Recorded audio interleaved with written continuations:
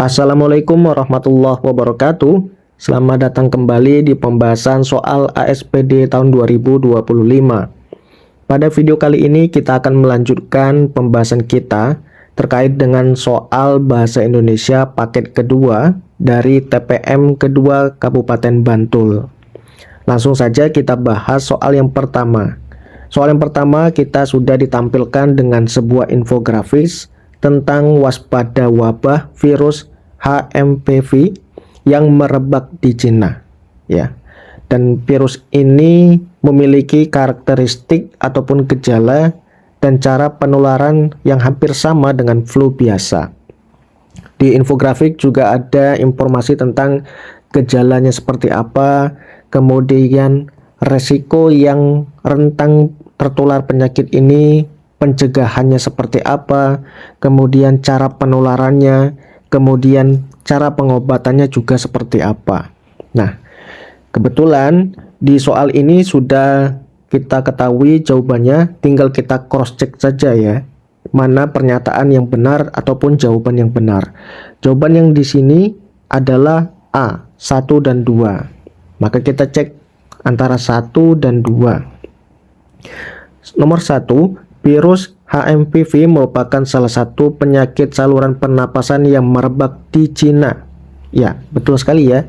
Jadi virusnya ini merebak di Cina nih, ada di judulnya.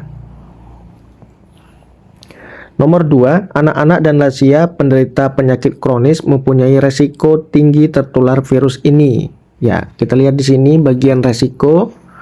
Ternyata yang rentan terkena penyakit ini adalah anak-anak dan lansia sebagai orang yang resikonya itu tinggi. Yang nomor 3, cara penularan virus HMPV antara lain dengan kontak tidak langsung dengan benda yang terpapar virus. Nah, ini salah ya. Di sini dikatakan kontak tidak langsung. Ini salah. Yang benar adalah kontak langsung. Nomor 4, gejala yang ditimbulkan penyakit ini antara lain susah tidur, hidung tersumbat, dan pneumonia. Nah, salahnya di sini ya, susah tidur ini tidak ada. Nomor 2, infografisnya tetap sama. Yang ditanyakan adalah simpulan infografis tersebut adalah, jawabannya adalah yang B. Wabah virus HMPV yang gejalanya mirip flu beresiko tinggi terhadap anak-anak, lansia, dan penderita penyakit kronis karena belum ada vaksin dan seterusnya itu.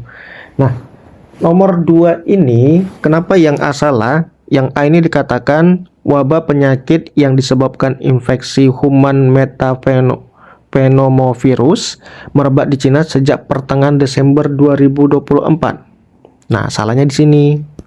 Pertengahan Desember 2024. Kalau kita lihat dari infografis, di sini tidak ada informasi yang membicarakan tentang itu ya. Tidak ada. Yang menunjukkan tanggal itu cuma di sini. Tapi ini merupakan bagian dari informasi pembuat infografis tersebut ya. Jadi informasi tentang pembuat infografisnya, bukan informasi virus ini masuk ke ataupun merebak di Cina-nya itu belum disebutkan. Kalau yang C, gejala flu dan virus HMPV punya kemiripan sehingga penderita dapat terserang komplikasi bronkitis dan pneumonia sehingga harus melakukan beberapa pengobatan dan vaksin. Nah, salahnya itu ada di bagian sini. Punya kemiripan sehingga penderita dapat terserang komplikasi bronkitis dan pneumonia. Yang D, penderita flu dan MPVV rentang menularkan pada orang dewasa dengan resiko rendah dan pada anak-anak, lansia, orang berpenyakitan kronis dengan resiko tinggi. Nah,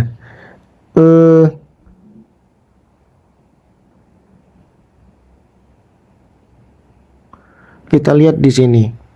Apakah itu menandakan sebuah kesimpulan?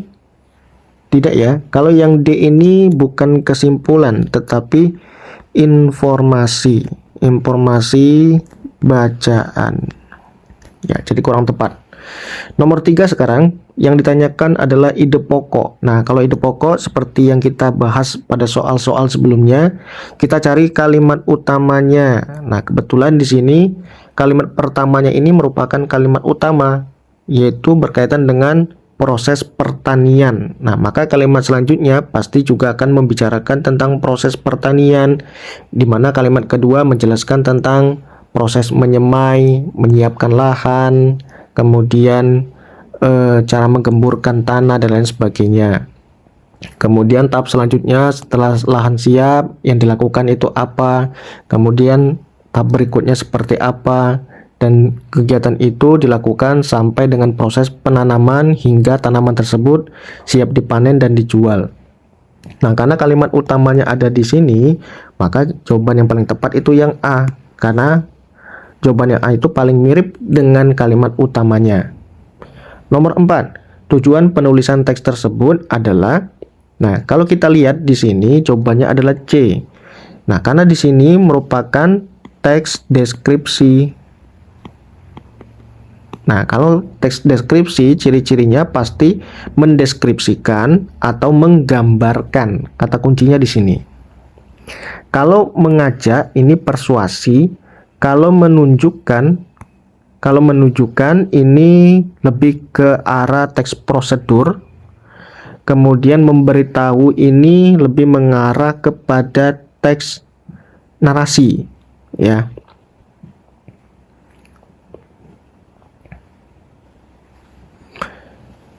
Selanjutnya soal nomor 5. Soal nomor 5 ada sebuah kutipan cerpen tentang cerita tentang robohnya surau kami ya ini. Nah, jadi kalau mungkin teman-teman itu tidak familiar dengan cerita ini, mungkin teman-teman bisa membaca cerpennya. Judulnya adalah robohnya surau kami.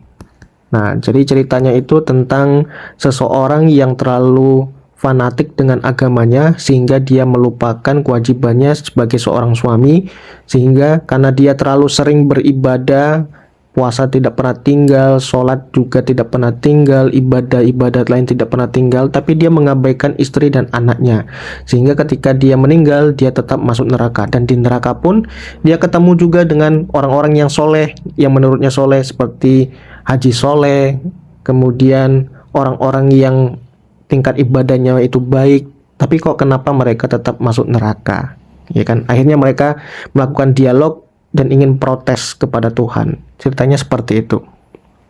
Nah, dari cerita tersebut sebenarnya dia menggunakan sudut pandang orang ketiga serba tahu, karena penulisnya itu mengetahui semua kejadian cerita, mengetahui tokohnya itu melakukan apa, kemudian mengetahui karakter tokohnya itu seperti apa, itu diceritakan, dan penulisnya ini mengetahui semua hal yang terjadi dalam cerita. Makanya dia menggunakan sudut pandang orang ketiga serba tahu.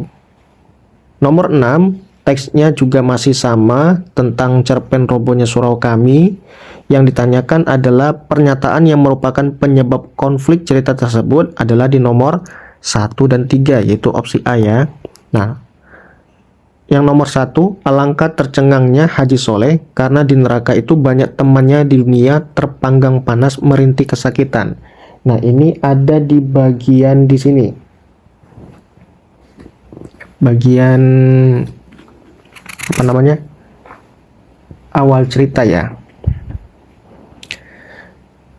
Nah, ini di bagian di sini. Tercengang Haji Soleh karena di neraka itu banyak sekali temannya yang terpanggang panas dan merintih kesakitan. Kemudian nomor 3, semua orang yang dilihatnya di neraka tak kurang ibadahnya dari dia sendiri. Bahkan ada seorang yang telah sampai 14 kali ke tanah Mekah dan bergelar syekh pula, ya kan? Nah, ada di bagian sini. Ada seorang yang telah sampai 14 kali ke Mekah dan bergelar syekh pula. Nah, ini adalah pernyataan penyebab konflik dalam cerita tersebut. Nomor 7, sama ceritanya tentang robohnya surau kami juga. Yang ditanyakan adalah cara penggambaran watak tokoh Haji Soleh melalui ya dialog para tokoh. Nah, di sini kita lihat di bagian dialog, di mana di sini ada dialog Haji Saleh. Misalkan saya ambil di sini ya, bagaimana Tuhan kita ini.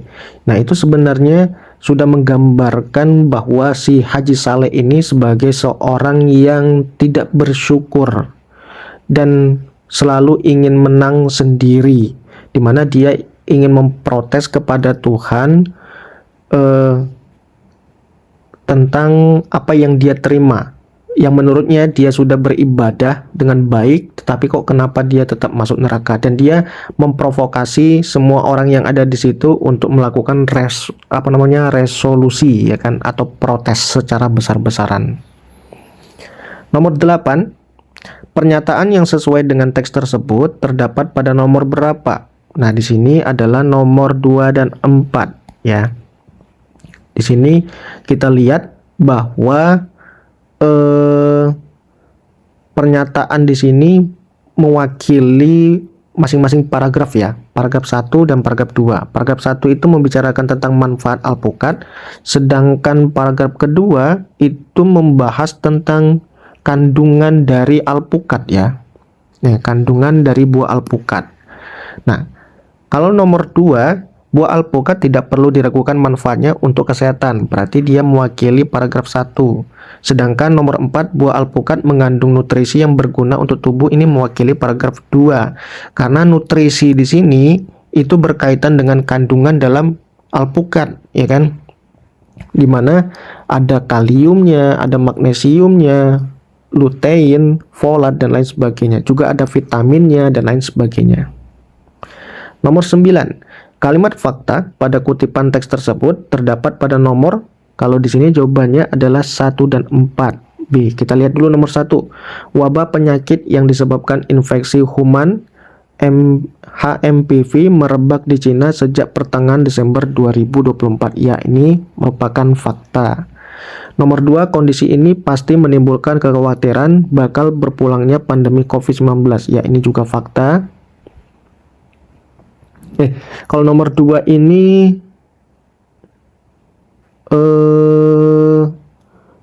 opini ya. Ada kata pasti ya, opini. Kalau nomor 3, Menteri Kesehatan Budi Gunadi Sadikin telah mengkonfirmasi temuan kasus HMPV di Indonesia dan meminta masyarakat tidak panik karena virus ini berbeda dengan COVID-19. Nah, di sini telah mengkonfirmasi, berarti ini adalah fakta. Nomor 4, berdasarkan penelitian, virus COVID-19 yang merebak dari Wuhan pada 2019 merupakan virus baru, sedangkan HMPV bukanlah virus baru dan tidak mematikan. Nah, ini ada kata berdasarkan penelitian, berarti ini adalah fakta.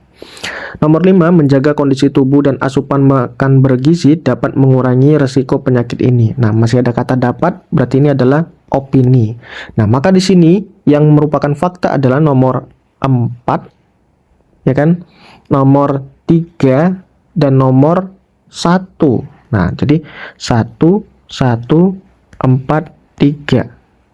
Jadi ini nomor jadi yang nomor berapa nih? Nomor 2 salah, 4 salah, 5 salah, dan 2 nomor opsi A ini juga salah. Otomatis yang benar keduanya adalah yang B. Nomor 10, poster yang sesuai dengan ilustrasi tersebut adalah, nah kita lihat di sini ilustrasinya itu berkaitan dengan pelestarian hewan dan tumbuhan. Kemudian tujuannya adalah untuk menjaga keseimbangan ekosistem dalam kelangsungan hidup manusia. Nah, maka jawaban yang paling tepat itu yang benar, yaitu opsi A, karena yang B itu berkaitan dengan alam, yang C itu juga berkaitan dengan alam, yang D itu berkaitan dengan pemburuan hewan. Itu kurang tepat. Nomor 11, ada sebuah puisi yang judulnya adalah Sang Penerang Dalam Gelapku. Nah, yang ditanyakan adalah majas yang ada dalam puisi tersebut adalah apa? Nomor 1 dan 4. Ya, kita lihat nomor 1. Langsung saja ya, kita tidak perlu baca puisinya. Kita langsung analisis pernyataan dan majasnya. Kalau teman-teman ingin membaca puisinya dulu, bisa di skip. Ya, kalau sudah kita langsung ke sini. Nomor 1, guratan luka yang menemanimu, apakah personifikasi? Ya, guratan luka itu adalah benda mati tapi dia berperilaku seperti manusia, yang itu bisa menemani seseorang. Betul. Nomor 2, kau selalu teriakan perangi kebodohan. Nah, ini bukan personifikasi ya, tetapi hiperbola lebih tepatnya. Karena ada kata perangi, melebih-lebihkan. Nomor 3, kepada bapak guru, kepada ibu guru. Nah, ini bukan hiperbola, tapi ini adalah kalimat berita ya. Nomor 4, pembawa cahaya penerang gelapku. Nah, ini adalah hiperbola. Betul sekali, jadi jawabannya B.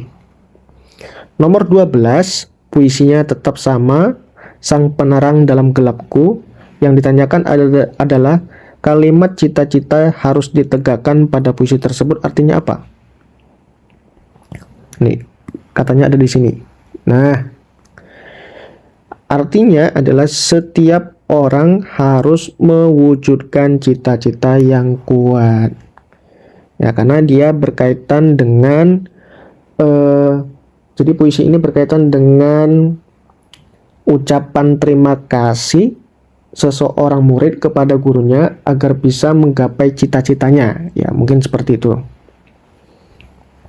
Nomor 13, ada infografis tentang cara sederhana menjaga kesehatan kulit. Di sini ada langkah 1, bebas dari make up, melengkungkan badan, basuh wajah dengan air dingin, pijat wajah, kemudian mengganti sarung bantal. Nah, pertanyaannya, kalimat yang sesuai dengan infografis tersebut adalah jawabannya B, yaitu cara sederhana untuk menjaga kesehatan kulit antara lain dengan memijat agar rileks. Nah, di sini ada kata antara lain, artinya salah satu opsinya aja boleh kita pakai. Kalau yang A, cara sederhana untuk menjaga kesehatan kulit adalah mengganti spray setiap hari. Nah, ini salah. Padahal di sini ada beberapa langkah ya kan? 1, 2, 3, 4, 5. Nah, kalau kata adalah itu dia mengindikasikan jawaban itu hanya satu aja. Jadi kurang tepat. Yang C, membasuh wajah dengan air hangat kuku sangat baik untuk menjaga kesehatan kulit. Nah, salahnya di sini bukan air hangat kuku ya, tapi air dingin kalau nggak salah. Nah, betul kan? Yang D, mengganti sarung bantal setiap hari sangat baik untuk menjaga kesehatan kulit tubuh.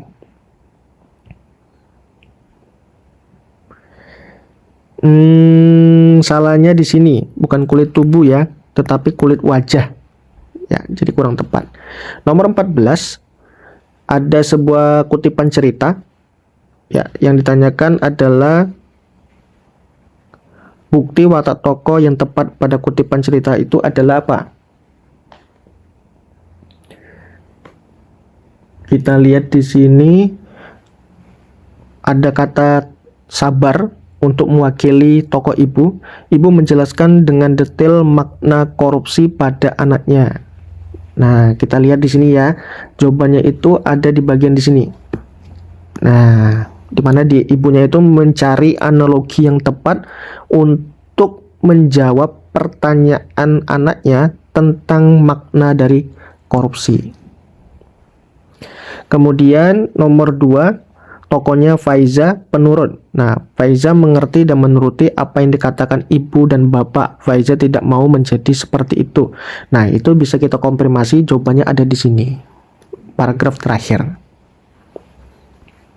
15, teksnya masih sama.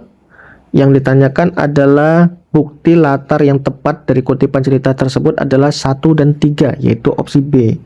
Waktunya itu waktu sore hari.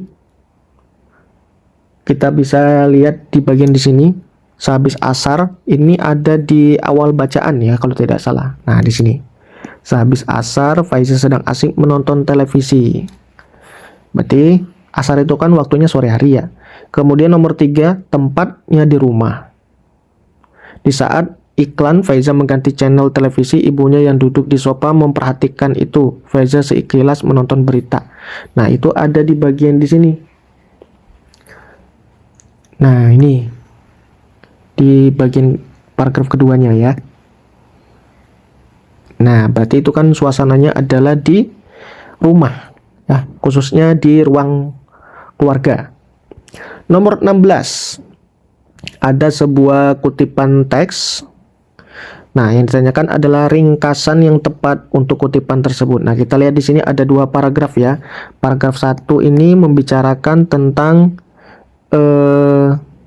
Kasat Lantas Polresta Balikpapan Kompol Ropiani menyerukan hindari perilaku bullying dalam program Police Goes to School di SMA 1 Balikpapan. Kemudian paragraf kedua ini menekankan tentang sebagai generasi muda penerus bangsa, siswa diharapkan juga mematuhi peraturan lalu lintas. Nah, maka jawabannya yang A nih. Kenapa? Karena pada bagian di sini ya, bagaimana di sini ini mewakili pernyataan yang ada di paragraf 1. Sedangkan mematuhi peraturan lalu lintas adalah paragraf 2-nya. Kalau yang B ini hanya ada di paragraf 1.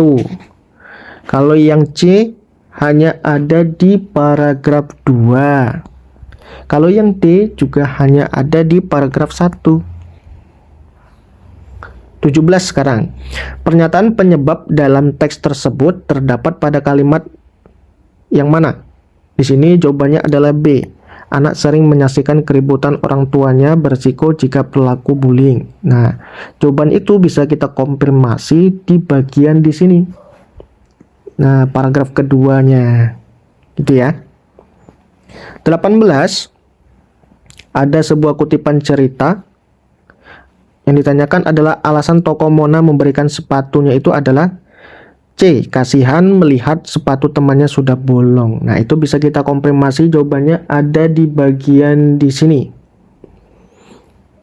Sini ya. Nah, Pak, Bu, bagaimana kalau sepatu lamaku dikasihkan ke Marni? Boleh tidak?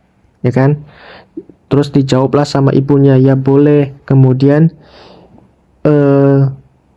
terus ditanya lagi, kamu ikhlas tidak? Nah, dijawablah sama anaknya, Monita ikhlas kok, toh sepatu lama temanku masih layak sepatu lamaku masih layak dipakai. Marni pasti senang. Nah,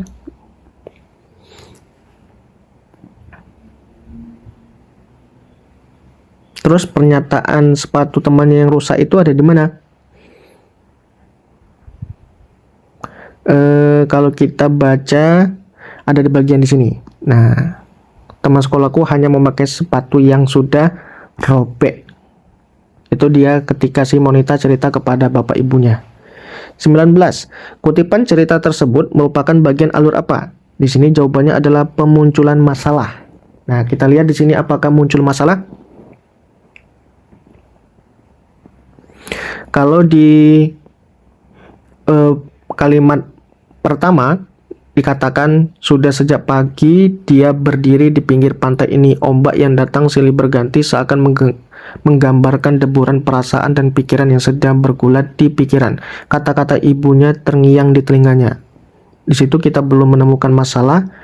Di paragraf kedua, di kota ini sebenarnya dia sudah bekerja, tapi upaya yang jauh dari harapan membuat dia masih terus berusaha mencari peluang yang lebih baik.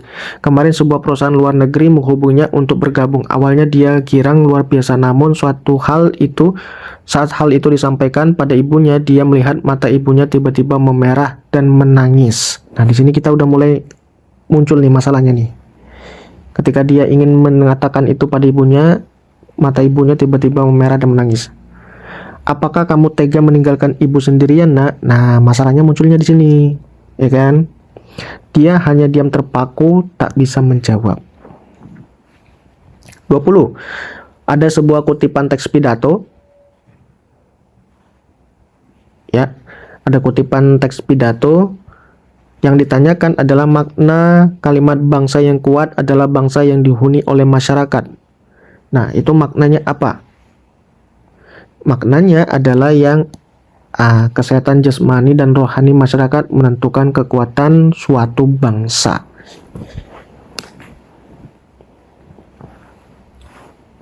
Kalau yang B, kesehatan masyarakat Indonesia justru diminati karena memperkuat bangsa. Nah, ini salah nih.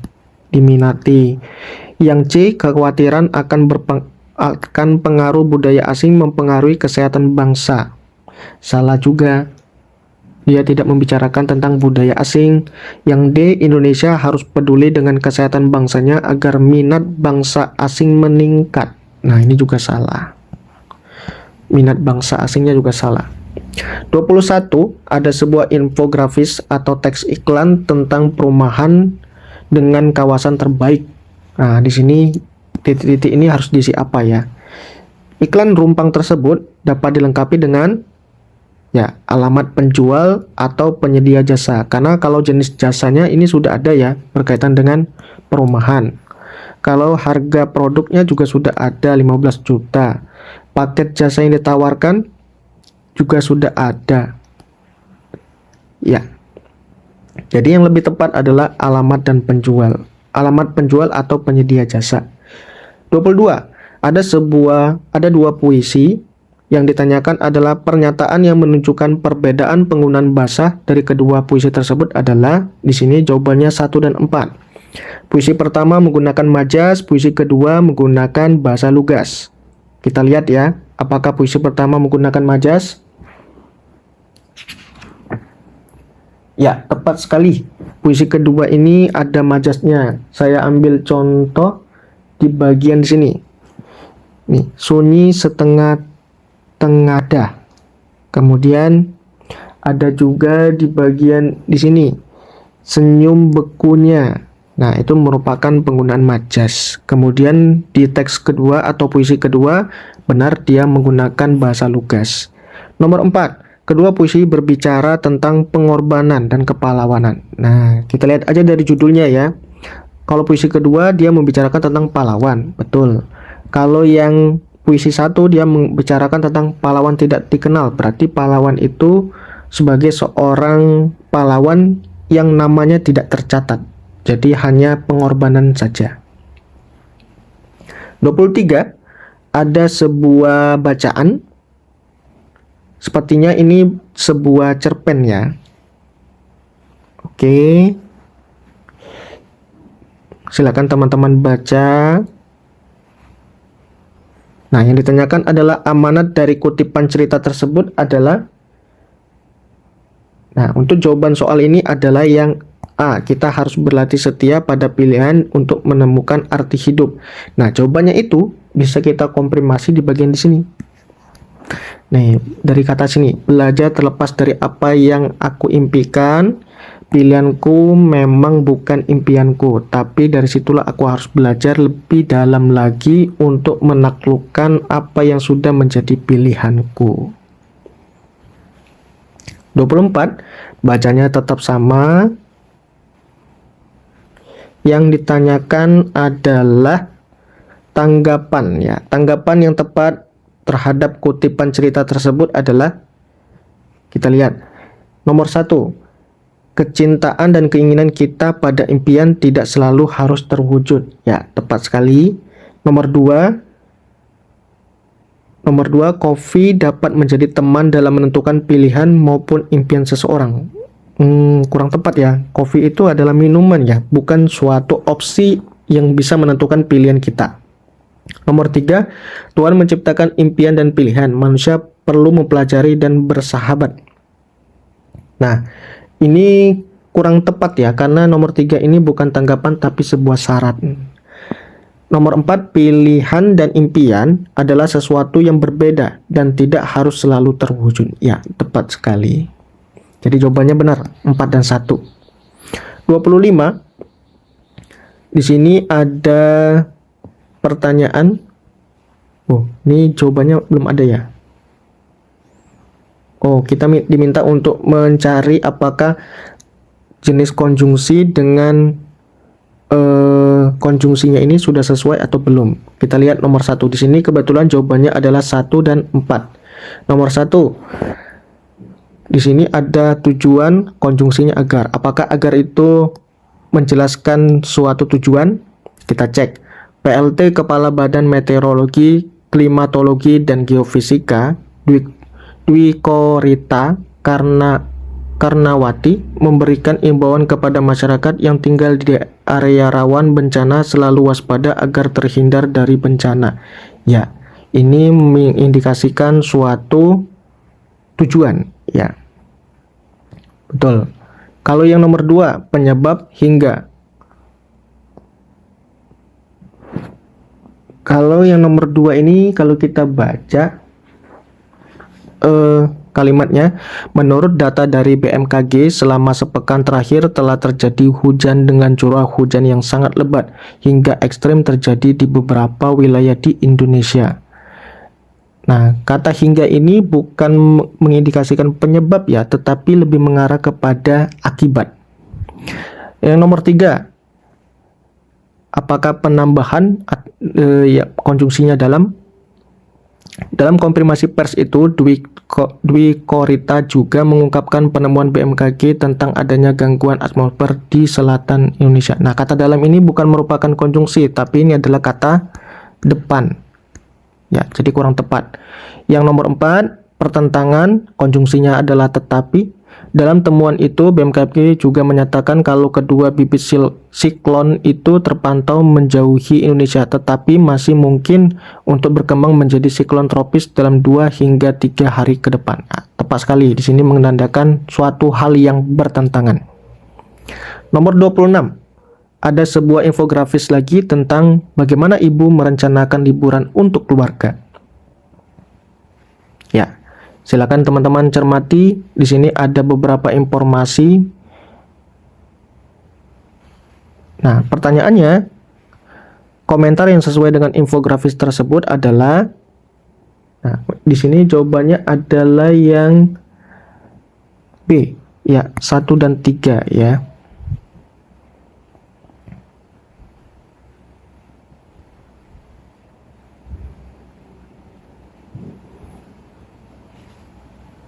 Nomor 27, ada cerita 1 dan cerita 2. Oke. Perbedaan pola pengembangan kedua teks cerita tersebut diawali dengan apa?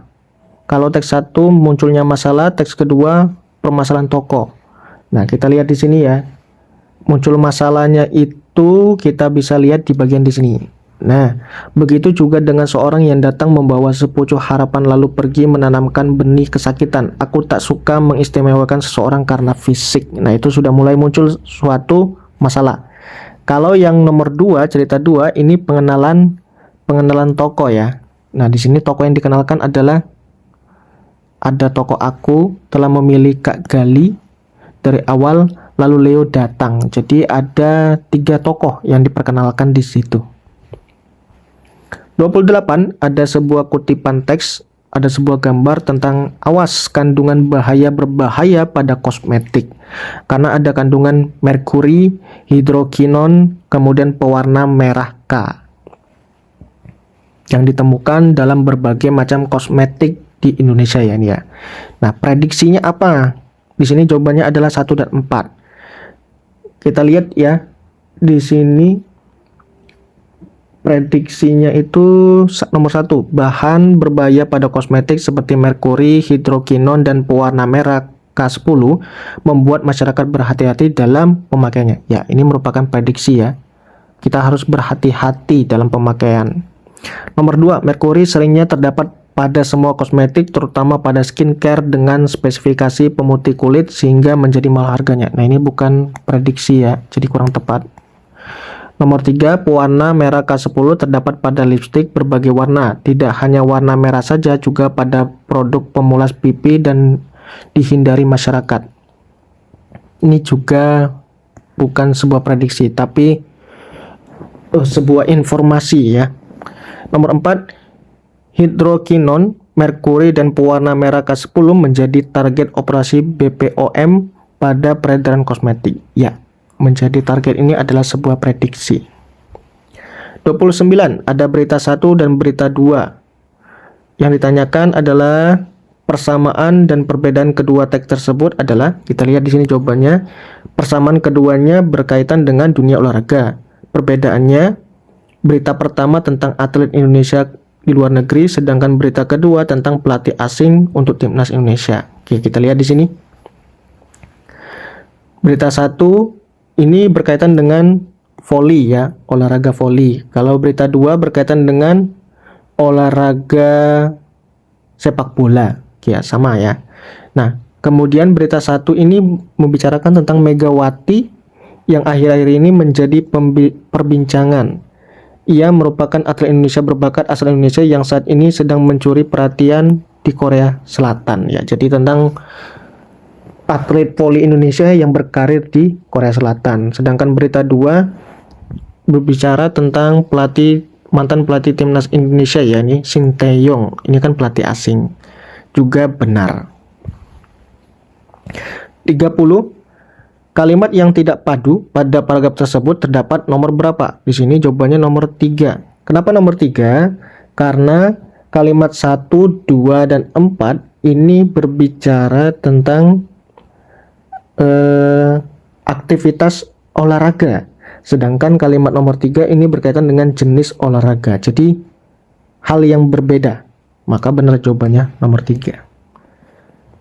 Oke teman-teman, itulah pembahasan soal TPM kedua dari Kabupaten Bantul paket kedua atau paket B. Nah, silakan teman-teman jika ada hal yang perlu didiskusikan atau ingin mendapatkan file soal ini, silakan hubungi saya. Dan sampai ketemu lagi kita di pembahasan soal ASPD 2025 berikutnya. Saya akhiri, wassalamualaikum warahmatullahi wabarakatuh.